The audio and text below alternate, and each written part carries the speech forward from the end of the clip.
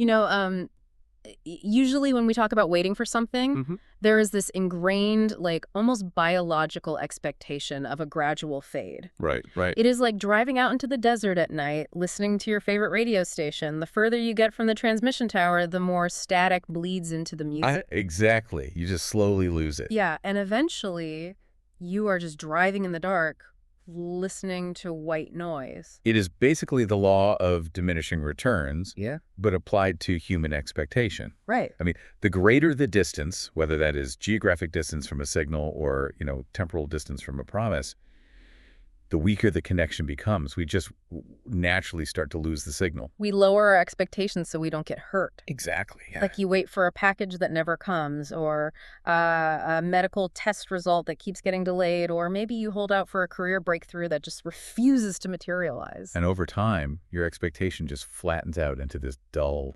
lingering disappointment. Yeah, the hope dissipates. You embrace the static. You tell yourself, well, maybe it wasn't that important anyway. Right. It is a coping mechanism. Right, it really is. But what if we have been looking at the concept of waiting all wrong?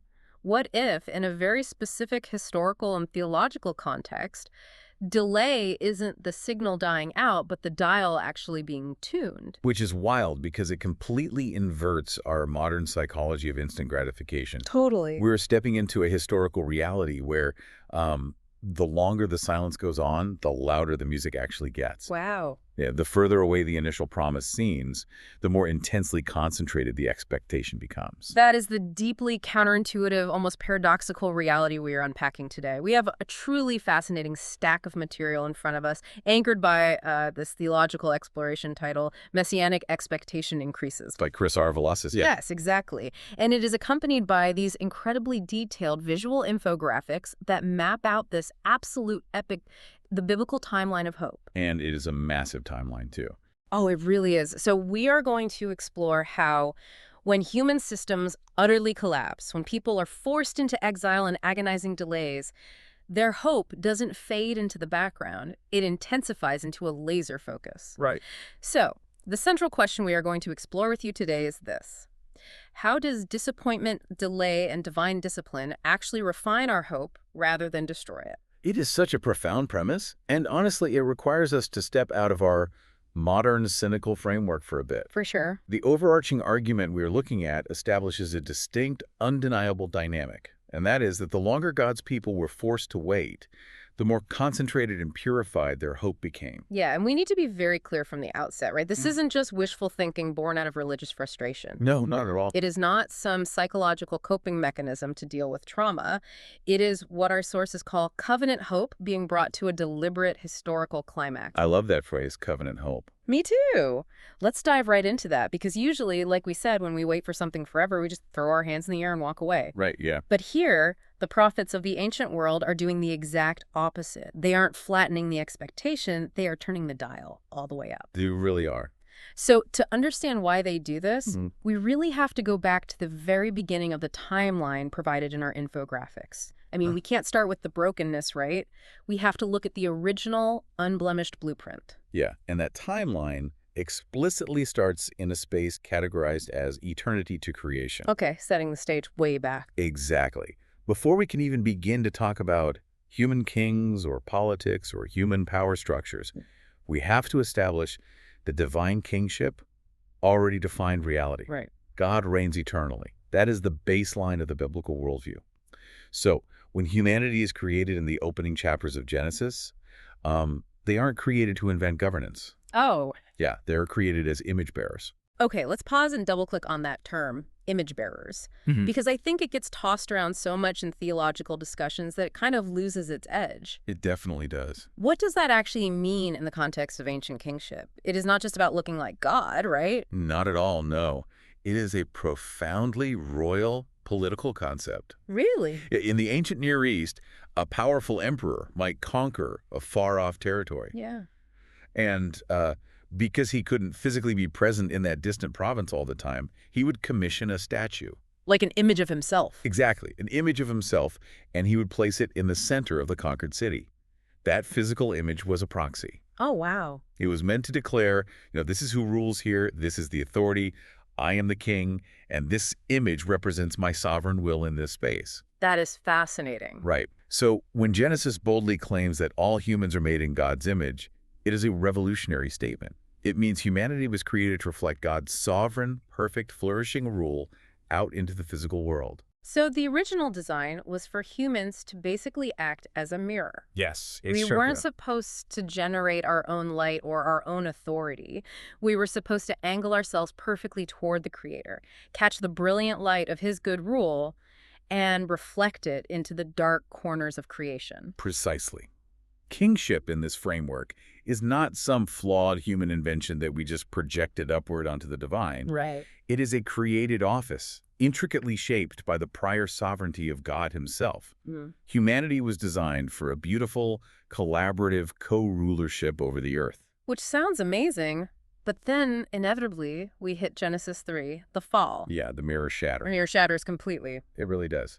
In the fall, human beings decide they no longer desire God's reign. The core of the rebellion isn't just breaking a rule, it is a coup. A coup. Wow, that is a strong word for it. Well, they seek autonomy, right? They want domination over each other and the earth. They want self-exaltation. To use your analogy, they don't want to reflect the light anymore. They want to be the primary light source. Yeah, they want to be the sun. Exactly. And that desire corrupts the entire concept of human rule from the inside out. But what fascinates me is that right there, in the very middle of that absolute catastrophe, while the dust of the shattered mirror is still settling, a promise is made. Genesis 3.15. The first glimmer of hope. Yeah, our material calls this the very first messianic horizon. Yes, the enigmatic promise that the seed of the woman will ultimately crush the serpent's head. Right. Immediately after human rebellion breaks the world, a profound promise enters the brokenness. The absolute necessity for a mediator, a redeemer, and a true king who can undo the damage is established right there at the genesis of the human story. And from there, the timeline we were analyzing traces this singular promise as it weaves through history, anchoring itself in these massive foundational covenants. Right. It is a progression. First, God makes a covenant with Abraham, promising a specific people, a physical land, and a royal trajectory where all the nations of the earth will somehow be blessed through his family line. Yeah, that is the foundation. Then we move to Moses, establishing the law and the priesthood. And then the lens zooms in sharply. It narrows down to one specific man, King David, in 2 Samuel chapter 7. That chapter, 2 Samuel 7, is a critical load-bearing pillar in our sources. Oh, for sure. God promises David an enduring throne, a royal son, and a kingdom that will never be extinguished. Wow. And it is vital to understand that this isn't just about dynastic continuity. It is not God saying, I am going to make sure your family business keeps running for a few centuries. Right, like a political favor. Exactly. It is what the author terms theological anticipation. The entire history of David's house is pregnant with the expectation that it will culminate in a final, ultimate king whose reign is grounded in lasting peace and perfect justice. Okay, I have to step in and push back here, or at least ask a foundational question based on the blueprint we just laid out. Sure, go for it. If God's intention from eternity past was always to be the ultimate king, if his direct reign is the perfect, uncorrupted blueprint, isn't the whole idea of setting up an earthly human king just a terribly flawed compromise? Okay, I see where you're going. I mean, think about this like a modern corporate structure. All right. If you have a brilliant CEO with perfect, flawless vision, why would you hire a bloated layer of middle management who are just going to inevitably mess up the directives, skim off the top, and alienate the employees? Right. Why not just rule directly and cut out the human middleman entirely? That is a fantastic analogy, and it cuts right to the heart of a very common misunderstanding about biblical kingship. Okay, let's unpack it. If we zoom out and look at the bigger picture laid out in our analysis, the problem isn't the concept of middle management, or in this case, the office of the human king. The problem is sinful middle management. Oh, I see. Our sources are very explicit on this point. The problem is not kingship as an institution. The problem is sinful, corrupted kingship. So you are saying the office of the king itself is inherently good, like it wasn't a mistake. It was part of the original design. Wow, okay. The expectation for a coming perfect king is rooted deeply in the fact that God's original intention for humanity's rule was intrinsically good. Yeah. God actually wanted a human partner to co-rule the cosmos with him. That was the Eden ideal. That totally changes the perspective. Yeah. So when Israel later looks for a perfect human king, it isn't a rejection of God's authority. It is a profound, almost agonizing longing for the restoration of God's original perfect design for humanity. They're looking for the true image bearer. Wow. Okay, that paradigm shift changes everything. Because once we understand that the blueprint that humanity was designed for this beautiful, reflective co-rulership is good, we can see exactly why the historical reality of Israel's actual historical kings was so utterly, overwhelmingly devastating. It really was a disaster. And crucially, we can see why that devastation was absolutely necessary to point to something better. Which brings us right into the next major and much darker phase of our timeline. The era, from the kingdom to the exile. Exactly. And this is where the historical reality becomes incredibly grim. The sources walk us through the tragic, multi-generational progression of Israel's monarchy. It is basically a slow-motion car crash. Yeah, that is a good way to put it. It starts with Saul. And Saul is characterized by almost complete failure. He is chosen, he looks the part, but he disobeys. He gives in to political fear, he becomes paranoid, and he ultimately loses the kingdom. Then you get David, the apex, the man after God's own heart, the literal individual the eternal promise is made to. But even David fails, and he fails spectacularly. Yeah. He commits adultery with Bathsheba, he murders her husband Uriah to cover up the scandal, and he brings a generational disaster down upon his own house. He is chosen, he is deeply loved by God, but he is fundamentally morally flawed. And then comes his son, Solomon, the guy who is supposed to be the wise builder of the kingdom. Yeah, Solomon is a fascinating tragedy. Sure. He begins with unprecedented wisdom. He builds the magnificent temple in Jerusalem. The kingdom reaches its absolute golden age wealth, peace, international influence. Everything looks perfect. Right. But he slowly, almost imperceptibly at first, drifts into compromise. He multiplies foreign wives for political alliances, which leads his heart into idolatry. Yep. To fund his massive building projects, he heavily taxes and essentially enslaves his own people. And after Solomon dies, the kingdom fractures. It just completely falls apart. You have the north and the south, Israel and Judah, and it just spirals downward through generations of civil war, corruption, and total apostasy. And we should probably define apostasy here because it is a heavy word. Yeah. We aren't just talking about a people who occasionally forgot to go to the temple. Apostasy is spiritual treason. Exactly. It is a complete systemic abandonment of the covenant relationship. It is idolatry. It is child sacrifice. It is the wealthy exploiting the poor in the courts. It is a cascade of moral failure. It is the darkest timeline. Yeah. As our material points out so vividly, the kings who were supposed to embody covenant justice, who were supposed to be the mirrors reflecting God's light, just became mirrors of the people's own corruption. They reflected the darkness right back at them.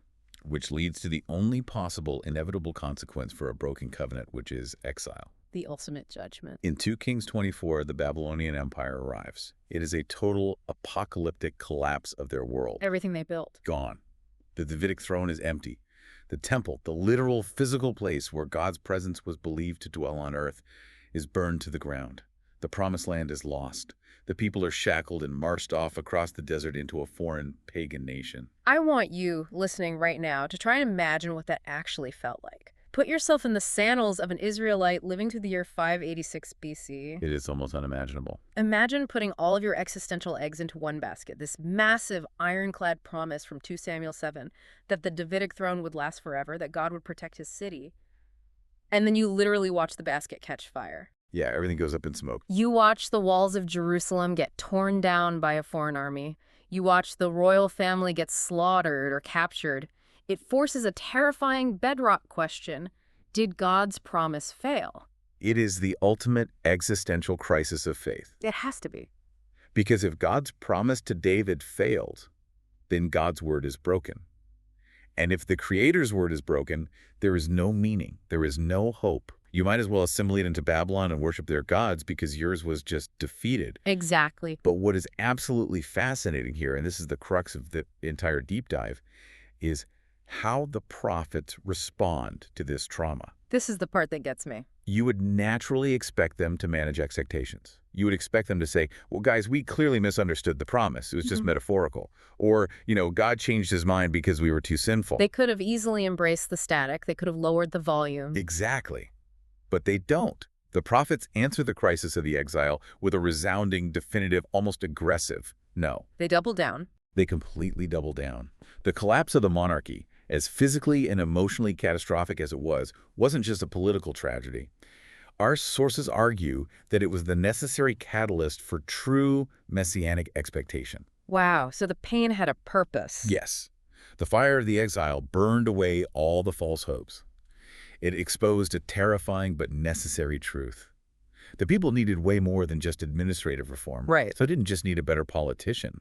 They didn't just need a king who taxed them a little less or made better military alliances. Because every human king, no matter how well-intentioned they started, eventually succumbed to the rot of the human heart. The system itself, corrupted by human sin, could not heal the wound of sin. Exactly. You can't fix a terminal disease by rearranging the furniture in the hospital room. That is a perfect way to put it. The failure of the human kings proved definitively that the human heart was the root issue. No merely human king could save them from themselves. And this realization set the perfect dramatic stage for the prophets to completely redefine and elevate what the coming king would look like. The delay and the disappointment were actually preparing them for something incomprehensible. Which brings us beautifully into the prophetic vision. The sources we are analyzing use this phrase that I haven't been able to stop thinking about, converging rays of hope. This is a great image. It is such an evocative image. It is like taking a magnifying glass out into the sun. You have sunlight coming in from all these different angles, different prophets, different centuries, different metaphors, and the magnifying glass focuses all those disparate rays into one blindingly hot, concentrated point on the ground. It is an incredibly accurate metaphor for the prophetic literature. Yeah. Yes, because in the absolute darkest historical period of Israel's history, surrounded by the decay of their nation and the humiliation of the exile, the prophetic promises don't get vaguer. They become incredibly specific, multifaceted, and immensely rich. Let's actually walk through some of the specific visions detailed in our source graphics, because the tension they create is stunning. Let's do it. Where do you want to start? Isaiah. Yeah, let's start with Isaiah. Isaiah is foundational. He provides some of the most famous and striking messianic language. In Isaiah chapter 9, he speaks of a child born, a son given, upon whose shoulders the government will rest. Oh, so that establishes the royal human element. Right. But then in chapter 11, he introduces this brilliant imagery of a shoot coming up from the stump of Jesse. And Jesse was King David's father, which means the stump is a metaphor for the Davidic dynasty after it has been chopped down by the Babylonians. The tree looks completely dead. Exactly. To the naked eye, the dynasty is a dead stump rotting in the ground. Yeah. But Isaiah says that from that dead wood, a new righteous branch will miraculously grow. And this king won't rule by human cunning. The Spirit of the Lord will rest upon him, and he will reign with total perfect justice and unprecedented peace. Even the animal kingdom will be at peace. So Isaiah gives us this royal son, this righteous branch emerging from a seemingly dead family line, uniquely empowered by the Spirit of God. That is ray of light number one. Right. Then we have Jeremiah. How does he angle the magnifying glass? Well, Jeremiah, who literally watched Jerusalem burn, proclaims in chapter 23 that God will raise up a righteous branch from David's line. Okay, similar imagery. Yeah, but Jeremiah specifically emphasizes that this king will reign wisely and execute justice and righteousness directly in the land. He will be the direct antidote to the corrupt, unjust, exploitative kings that Jeremiah watched lead the nation into ruin. Wow, so he will be the perfect administrator of God's law. Exactly. That is ray of light number 2. And then Ezekiel steps in and he shifts the imagery entirely. He really does. In Ezekiel 34, the metaphor changes from royalty and branches to agriculture and shepherding. Which is such a shift. God condemns the leaders of Israel for acting like terrible shepherds who slaughter the sheep to feed themselves. And God promises to personally intervene by setting over them one shepherd, my servant David. And this shepherd won't exploit the flock. No, he will bind up their wounds, Right. feed them, protect them, and lead them in a covenant of peace. So now we have a king who is royal, righteous, and intimately pastoral-like, a literal shepherd to his people. Right. And then we hit the book of Daniel, and the scope just explodes. It goes totally cosmic. The escalation in Daniel 7 is massive. It is huge. Daniel has a vision in the night, and he sees one like a son of man. But this figure isn't just given a local throne in the Middle East. He isn't just dealing with local politics. No. He is brought into the heavenly throne room before the Ancient of Days God himself, and he's given an everlasting kingdom. His dominion isn't just over Israel. It is over all peoples, all nations, and all languages. Just pause for a second and think about what it would be like to be a faithful Israelite trying to hold all of these promises in your head at the same time. It would be dizzying. The portrait of this true king is almost too complex to grasp. You are promised a cosmic dominator who rules all nations, but also a gentle shepherd who tends to wounded sheep. You are promised a royal king of unmatched majesty, but Isaiah also talks about a suffering servant who is despised, rejected, and crushed. I mean, how on earth do you reconcile ultimate cosmic power with ultimate humiliating suffering? To a first-century mind, it must have seemed like a blatant contradiction. Totally. The failure of the human kings was essentially the dark, velvet cloth laid down by history that allowed the sheer brilliance of this prophetic, multifaceted diamond to actually be seen. But you are right, the tension of holding those converging rays together is immense. It is breathtaking, honestly. But it brings up a really practical, gritty, historical question. Why is that? While all these incredible, soaring, cosmic promises are being spoken by the prophets, who is actually on the ground listening to them? Yeah. I mean, the nation is in captivity in Babylon. The temple is a pile of rubble. The institutions have utterly failed. Who is keeping the lights on? Who is holding on to this hope in the dark? That is the million-dollar question. Because let's be honest, human nature dictates that the vast majority of people probably just assimilated. They learned Babylonian, they got jobs, they started worshiping Babylonian gods, and they gave up on the promises of Yahweh. And historically, we know many did exactly that. They blended in and disappeared from the covenant story. Right. But that entirely reasonable question brings us to one of the most crucial foundational concepts in the entire theological framework we are discussing today, which is the faithful remnant. The remnant. Let's really dig into this, because this is where the theology stops being abstract and becomes the brutal reality of how hope survives in a hostile world. Yeah, and what is crucial to understand here is that the remnant isn't just a demographic term for whoever happened to survive the Babylonian siege. It is not just the survivors. No, it is not just the leftover population. The material defines the remnant as the faithful core preserved by grace. Preserved by grace. Yes. We see this theme echoing throughout all of Scripture. Think back to the prophet Elijah, long before the exile. At one point, he is terrified, hiding in a cave from Queen Jezebel, and he cries out to God in absolute despair. Right. He thinks he is the only one left. Exactly. He says, I am the only one left who is faithful, and they're trying to kill me. And God essentially corrects his math, saying, no, I have kept for myself 7,000 in Israel who have not bowed the knee to Baal. Or you look at the prophet Zephaniah, who speaks of God leaving behind a humble and lowly people who seek refuge in the name of the Lord. Yes, exactly. The profound theological point being made here is that God does not preserve this religious minority just to keep them alive, the way a conservationist might preserve an endangered species in a zoo. Right. They have a purpose. He preserves them because his grand cosmic promise is actively moving through them toward fulfillment. They're described as the living bridge. I love that term. They are the vital, breathing connection between the promise given in the past and the arrival of the king in the future.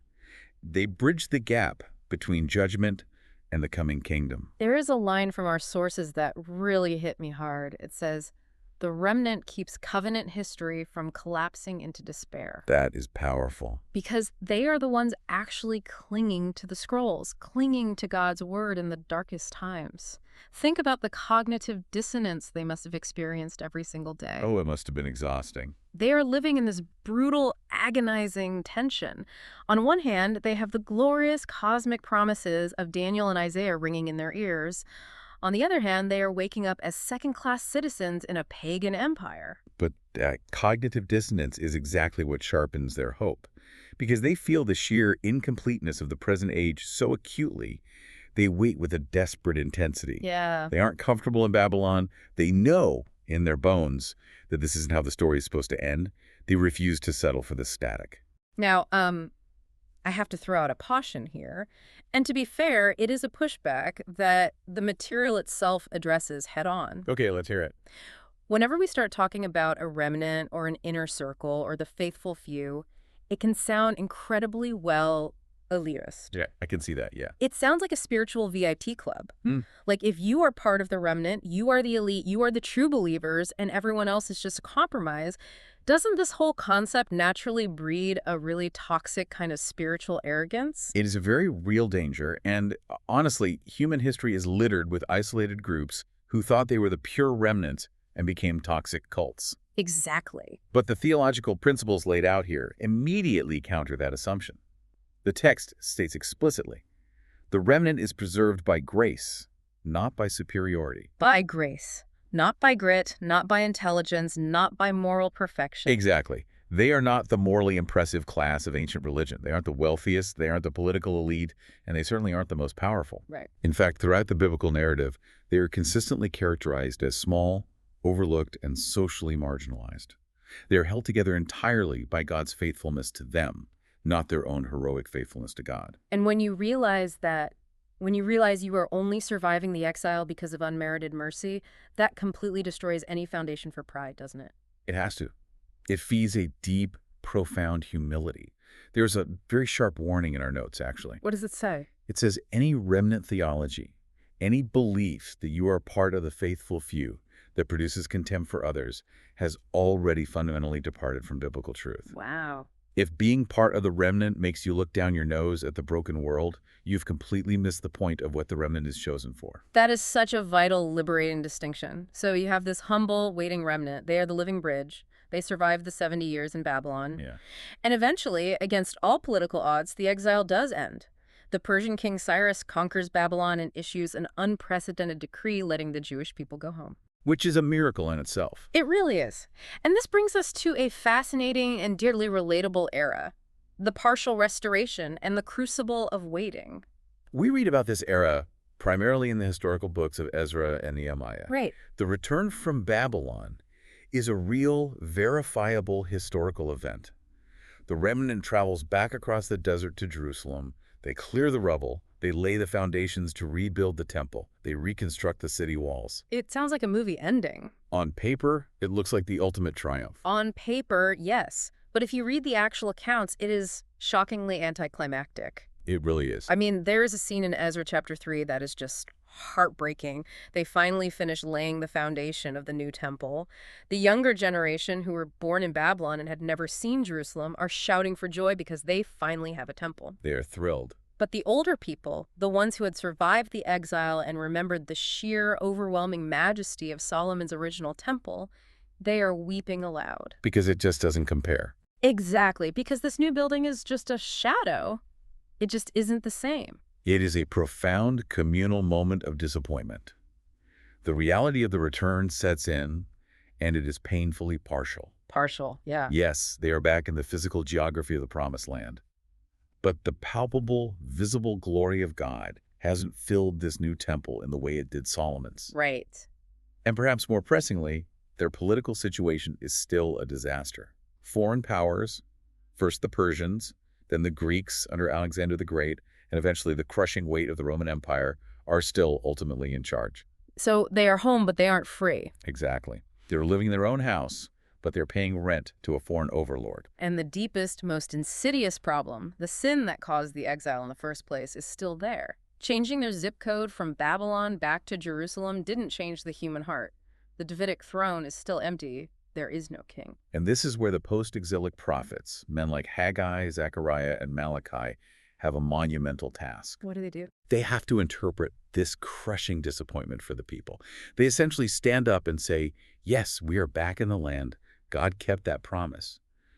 But this physical return is not the final fulfillment. Oh, they keep pointing forward. Exactly. The ultimate cosmic intervention of God is still in the future. They keep the people looking forward. The hope hasn't been fulfilled. It has just been redirected. And as the dynamic of our deep dive suggests, it has been intensified. Yes, absolutely. This leads into what I think is one of the most profound psychological and theological principles we are looking at today. Waiting purifies hope. If we connect this ancient history to the broader reality of human nature, it makes perfect sense. The delay between the promise given and the ultimate fulfillment is not wasted time. Yeah. It is a crucible.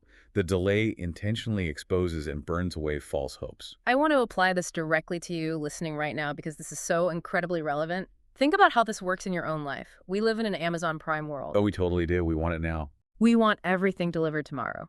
But when you get exactly what you want, exactly when you want it, with zero friction, you almost always settle for a shallow fix. It is so true. You're feeling lonely, you get into a new relationship quickly, and for a month you think, okay, I am fixed, I have arrived.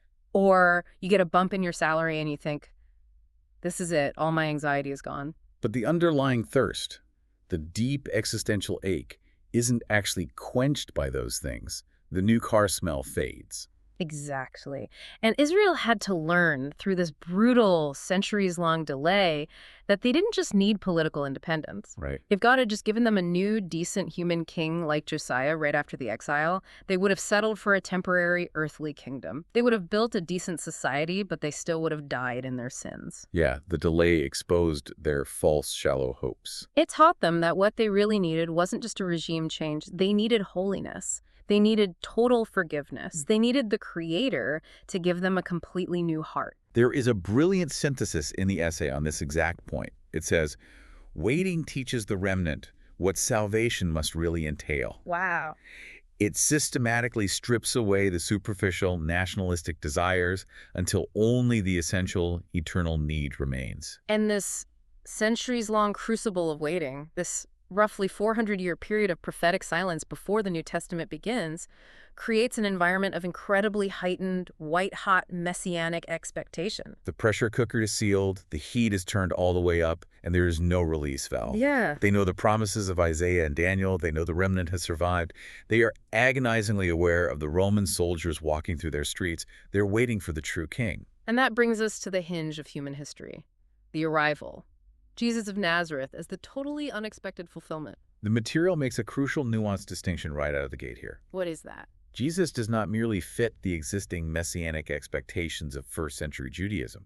He is the ultimate fulfillment of the prophets. Okay, that is an important distinction. He embodies every converging ray we talked about earlier, but he does it in a way that completely shatters their preconceived political notions while perfectly keeping the ancient promises. Our sources provide this great breakdown of 5 key titles that Jesus fulfills. Let's walk through these because it is amazing to see how they map perfectly onto those Old Testament visions, yet look so different in practice. Let's start with the most basic requirement. He is the son of David. The royal lineage. Yes, he is the legal and rightful heir to the throne, fulfilling the promise made in 2 Samuel 7. This is why both the Gospel of Matthew and the Gospel of Luke go out of their way, right at the beginning of their books, to painstakingly detail his genealogies. They are providing the receipts, basically. Exactly. They're providing the legal documentation that he has the right to the throne. Okay, check. Title number 2, he is the suffering servant. And this is straight out of the haunting poetry of Isaiah 53. He is the one who bears the sin, the grief, and the shame of the people. Third, he is the righteous king, fulfilling Jeremiah's vision. Right. He doesn't reign through political coercion, but in absolute truth and justice. Fourth, he is the shepherd of his people. Ezekiel's vision realized in flesh and blood. Jesus literally calls himself the Good Shepherd, who doesn't exploit the flock, but lays down his life for the sheep to protect them and give them eternal life. And finally, fifth, he is the conqueror of evil. He triumphs over darkness, which connects all the way back to the very first glimmer of hope in Genesis 3:15, crushing the serpent's head, and fulfills Daniel's vision of the cosmic Son of Man receiving everlasting dominion. But here is where we have to talk about the massive paradigm shift. Yeah, this is huge. Because if you were a first-century Jewish person reading that list of titles, you would expect a military general riding a war horse into Jerusalem to slaughter the Roman garrisons. That was the expectation, yeah. But the idea that fundamentally alters everything is that the Messiah is not only a king, he is a covenant mediator. Why wasn't a political king, even a perfect one, enough? Because of what the crucible of waiting revealed. The root problem was sin, not Rome. The Jewish expectation at the time largely focused on a conquering king who would establish a political utopia. But a political king, no matter how righteous, cannot forgive sins. A political king cannot regenerate the human heart. No. A political king cannot defeat death itself. Therefore, the true king had to also act as a priest. He had to be a mediator who could bridge the infinite gap between a holy God and a rebellious, broken people. And that is the key that unlocks the mystery of why the messianic portrait required suffering. The king had to become the sacrifice. Exactly. You can't reconcile a holy God and sinful humanity without dealing with the debt of sin. The servant must bear the iniquity. The righteous ruler must actually redeem his people, not just govern them. Christ fulfills the converging rays by being both the reigning Lord of the cosmos and the sacrificial lamb on the altar. The way he achieves victory completely redefines the concept of conquering. It is brilliant. It is upside down from what the world expects. Yeah. He doesn't conquer by taking up a literal sword to fight the Roman legions. He conquers by absolute, perfect obedience to the Father, and he triumphs through the cross. Think about the irony of that. It is staggering. The cross was the ultimate Roman instrument of terror, torture, and humiliation. It was designed to say, this is what happens when you challenge Caesar. And Jesus takes that exact instrument of shame and turns it into the cosmic throne from which he defeats sin, death, and evil itself. The author of our source essay gives a very stark, necessary warning about this dynamic. But what is the warning? If you try to separate Jesus' kingship from his suffering, you fundamentally misunderstand both the ancient prophets and the Christian gospel. You cannot have the crown without the cross. Wow. His kingship is infinitely more profound and vastly more costly than what anyone expected. It is mind-blowing when you step back and look at the whole tapestry. The king finally arrives, the long wait is over, and the faithful remnant recognizes him. Yes, they do. Jesus gathers his disciples, specifically the 12, and as our notes point out, choosing 12 wasn't an accident. No, not at all. They symbolize the restored 12 tribes of Israel. They are the nucleus, the seed of the new covenant people. But Jesus doesn't just save the ethnic remnant of Israel and call it a day. Right. Through his death and resurrection, he initiates a seismic shift that blows the doors completely off the original ethnic and geographic boundaries of the covenant. Which catapults us into the reality we live in right now. The global church and the deeply confusing tension of the already and not yet. Yeah, this is where it gets very real for us today. The blessing of Abraham finally spills over the borders of Israel and rushes outward to the entire world. The Apostle Paul wrestles with this extensively, particularly in Romans chapter 11. He looks around at the early church and says that even in his day, there's a remnant chosen by grace. So the concept survives. The core theme of the remnant remains absolutely central to how God works. But the borders widen exponentially. It expands into a multinational, multi-ethnic, global people. Yes, the inclusion of the Gentiles, non-Jewish people, was always part of the prophetic plan, even if it was hard to see. Right. The faithful remnant is now identified not by their ethnicity, not by their bloodline, not by their geographic proximity to Jerusalem, but entirely by their spiritual union with Christ. If you are united to the true King by faith, you are part of the remnant. But let's be honest, that puts the modern church in a very strange, almost paradoxical position in history, doesn't it? Oh, absolutely. It is a very uncomfortable tension. Because if you think about it, the king has arrived. The ultimate perfect sacrifice has been made. The resurrection happened, proving he conquered death. So why is the world still so completely broken? That is the question everyone asks. Why is there still cancer and war and corruption and anxiety? One of the concepts our sources emphasize is the danger of collapsing the kingdom into the present age. Yes. Can you unpack this framework of the already and not yet? Because I think this is where so many people lose their faith. It is arguably one of the most vital frameworks for surviving the Christian life with your faith intact. The kingdom of God has arrived, but it has arrived in stages, not all at once. Okay, in stages. Jesus is enthroned right now. That is the already.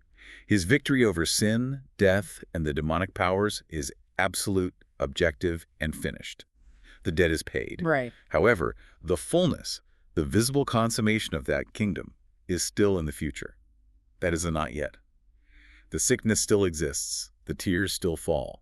The nations are not yet fully submitting to his rule. The analogy that has always helped me grasp this, and I think it perfectly illustrates the tension we are talking about, is comparing it to World War II. Oh, the D-Day analogy. Yeah, think about the difference between D-Day and VE Day. When the Allied forces successfully landed on the beaches of Normandy, the decisive battle was fought and won. Right. The back of the enemy's war machine was broken. The outcome of the war was essentially 100% guaranteed from that moment on. That is the cross and the empty tomb. That is the already. But the peace treaty hadn't been signed in Berlin yet. Exactly. The ultimate victory was guaranteed, But the war wasn't over. There were still enemy troops in the field. There was still the Battle of the Bulge. The fighting was still brutal. So if you were in the French resistance, you knew the Allies had landed. You knew victory was coming. But your town might still be occupied by hostile forces. You still had to fight. Casualties were still occurring. That is the not yet. That is a remarkably accurate historical analogy. We, as the modern remnant, live in the messy, often painful tension between the decisive victory of D-Day and the final, lasting peace of VE Day. And our sources point out that holding this specific tension mentally and emotionally, grasping the already and the not yet simultaneously, is crucial. Why is it so crucial? Because if you lose your grip on either side of that tension, you fall into two massive, destructive extremes: arrogant triumphalism or crushing despair. Let's break those down because I see both of these everywhere today. What does triumphalism look like? Triumphalism is the result of over-realized expectation. It is living as if the not yet doesn't exist, acting like the kingdom is entirely fully here right now. Like we should have heaven on earth already. Exactly. Practically, it leads to the dangerous belief that Christians should experience no suffering, perfect physical health, immense wealth, or total political dominance in the present age. Yeah. Is the theology of glory without the theology of the cross. And when that inevitably fails, when the cancer comes back or the election is lost, it leads to deep, shattering disillusionment because you were promised a utopia that isn't supposed to be here yet. You forgot that we are still in the resistance waiting for the final peace treaty. Precisely. And on the flip side, what happens if you forget the already? If you forget the already, you fall into total despair. You look at the news, you see the seemingly endless cycles of violence, corruption, and brokenness in the world, and you conclude, God is losing, evil is winning. The transmission tower is broken. Exactly. You think the promise failed. But the biblical framework of the remnant says, no. The decisive battle is won. The king is alive and on the throne. The final consummation is absolutely guaranteed. We are simply the waiting remnant enduring the skirmishes. So, knowing that we are living in this in-between time, this incredible tension, what does this actually mean for how we live our lives on a random Tuesday? We have to apply it. Our sources dedicate a significant portion to practical implications, and I want us to really chew on these because they ground all this high theology in everyday reality. Yeah, let's go through them. Let's start with the first one. How does this paradigm help believers who are currently feeling the agonizing delay of a promise? People who are in the middle of suffering or a long season of waiting. The insight here is incredibly compassionate. The author writes that the biblical timeline actually gives permission to feel the ache of waiting. Gives permission. I love that. In modern religious culture, we often pathologize negative emotions. We act like if you are sad or tired of waiting, you must lack faith. But this framework says the opposite. Right. The prophets cried out for justice. The historical remnant waited through centuries of deafening silence. If you're waiting for God to act and your heart aches, that is not a sign of unbelief. Christian waiting is simply covenant faith operating under the immense pressure of delay. It completely validates the pain of the not yet. It says, you are right to feel like things are broken, because they are. Exactly. Second application. How does this impact local churches, especially in an era where Christianity might feel like it is losing cultural ground? The clear historical message here is that smallness is not synonymous with failure. That is a relief to hear. Throughout the entire biblical narrative, the true remnant is often small, culturally marginalized, and completely overlooked by the power brokers of the day. God's profound work is almost never measured by modern corporate metrics of rapid growth, massive popularity, or cultural dominance. Yeah. If a local church is quietly, faithfully clinging to Christ and His Word, even if they look entirely unimpressive to the world, they are standing in the noble, unbreakable, historic line of the remnant. That takes so much exhausting pressure off church leaders to be CEOs and entertainers. It is about quiet faithfulness, not necessarily massive scale. It really is. Which leads into the third implication, discipleship. This deals with what we are actually training our hearts to want. It is so easy in our culture to reduce our faith to a spiritualized self-help program or to look for ultimate salvation in a political movement. Totally. Understanding messianic expectation trains our hearts to seek the right thing. We are supposed to be seeking the actual holistic reign of Christ, his justice, his holiness, his truth above all lesser, temporary, earthly solutions. And that ties directly into a very stark warning the author gives in a section called Common Misunderstandings. He warns specifically against reducing this massive cosmic messianic hope into mere nationalism. This is a huge point. And we have to look at this impartially through the lens of the text because it's so relevant. It is a critical theological boundary line.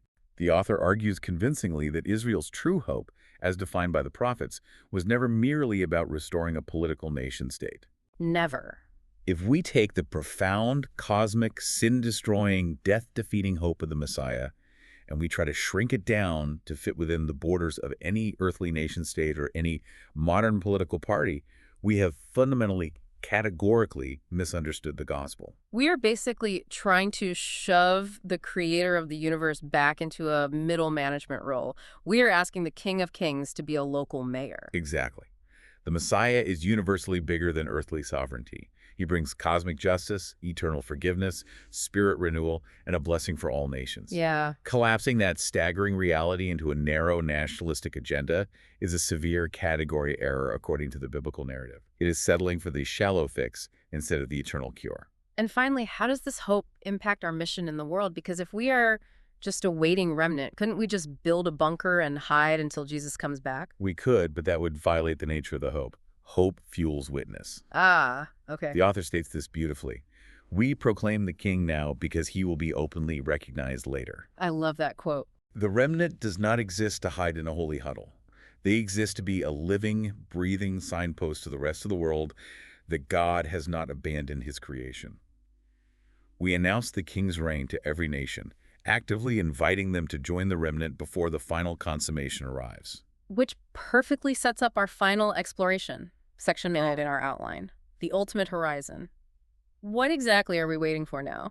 How does this massive, sprawling, multi-millennial timeline actually end? The sources outline the final stages of the biblical storyline, drawing heavily from the vivid imagery of the book of Revelation, specifically chapters 21 and 22. Right. The timeline moves from the final judgment through the millennium into the new creation and finally rests in eternity. Let's walk through those final steps. First, the final judgment.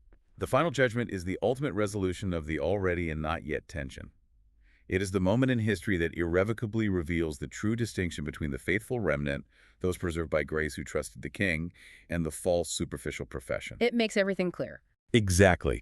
It is the moment the hidden kingdom is publicly and undeniably vindicated before the cosmos. Then the text briefly mentions the millennial reign. Yes, and I appreciate how the author handles this. He is very careful not to get bogged down in the complex eschatological debates. Right, avoiding the endless theological arguments over the exact, literal timeline of the end times. Precisely. Instead, he simply states its overarching narrative purpose. Yeah. It signals the undeniable, visible, historical reign of Christ over the earth before the absolute final consummation. It acts as the grand transition from the old, broken world of human failure to the fully restored one. And then the ultimate climax, the new creation. This is it. This is where all the messianic hope, all the purified longing of the remnant becomes full, tangible possession. I'm looking at the final graphic provided in our sources, and it highlights this breathtaking ultimate promise from Revelation 21.4. It is a beautiful verse. It says, "He will wipe every tear from their eyes. Death will be no more. Mourning and crying and pain will be no more, for the old order of things is passed away." That is the ultimate total reversal of the fall from Genesis 3. The shattered mirror is put back together. Actually, it is not just glued back together. A completely new reality is forged. Sin, death, and sorrow, the things that cause the static and the delay, are completely and permanently removed. Wow. The king doesn't just rule from afar. He dwells permanently, physically, and intimately with his people. And what happens to the remnant? This small, hidden, socially marginalized, bruised, and waiting group of people who clung to the promise through the centuries. The material provides an incredibly beautiful, triumphant conclusion to their story. The remnant will no longer be small. Right. They will no longer be hidden or mocked. They explode into an innumerable multitude from every single nation, tribe, people, and language, standing joyfully before the throne of the king. The waiting officially finally ends. The kingdom arrives in its absolute, unmitigated fullness. Every faithful wait will be swallowed up in joy. That is such a stunning, deeply comforting way to phrase it. It really is. We have covered an unbelievable amount of ground today, and I hope this has been as paradigm shifting for you as it has been for us. We have traced this incredible, sweeping journey from a perfect, unblemished creation where humanity was designed to perfectly reflect God's rule. Yeah.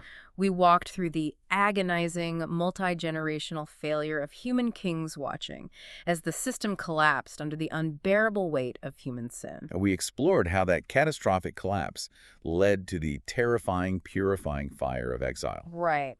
And we saw how that exile didn't destroy their hope, but actually stripped away their false, shallow political idols, intensifying their desperate longing for a true, righteous king. We looked at the converging rays of the prophets, who held the impossible tension of a suffering servant and a cosmic sovereign. A tension that only Jesus could resolve. Exactly. The breathtaking, completely unexpected arrival of Jesus Christ, the true king who wore a crown of thorns and conquered cosmic evil through the agonizing shame of the cross to deal with our deepest terminal disease, which is sin. And now, we see the global church, living right now as the waiting remnant in the gritty tension of the already and not yet, actively pointing the world toward that final, tearless eternity. It is a sweeping, incredibly cohesive narrative, and when you see it all laid out like this, it completely reorients how you understand seasons of waiting, the purpose of suffering, and the relentless, unfailing faithfulness of God. It really does. It changes the whole lens. And as we wrap up our time together today, I want to leave you with a final thought to mull over, drawing directly from the core theme of everything we have discussed. Okay. We started by talking about a fading radio signal,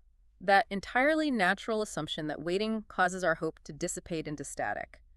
But we have seen today how Israel's darkest moments of exile, their deepest, most crushing disappointments, and their longest, most agonizing seasons of divine silence were actually the exact, precise tools God used to tune the dial. Yeah, the delay purified their hope. It burned away the trivial things they thought they wanted and prepared them to actually recognize the true king when he arrived. So I want you to think about your own life right now. Make it personal. Think about the static. Think about the things you are waiting for that just aren't happening. What if the areas in your life where you feel the longest delay, the deepest disappointment, or the most frustrating, agonizing silence? What if those aren't signs that God has forgotten you, or that the signal is forever lost? That is a powerful question. What if those exact, painful spaces of delay are the necessary crucible where a much more profound, purified, and eternal hope is being forged in you right now? Because if the epic biblical timeline teaches us anything at all, it is that the longest, most painful waits always precede the most glorious arrivals. Thank you so much for joining us on this deep dive into the source material. We will catch you next time.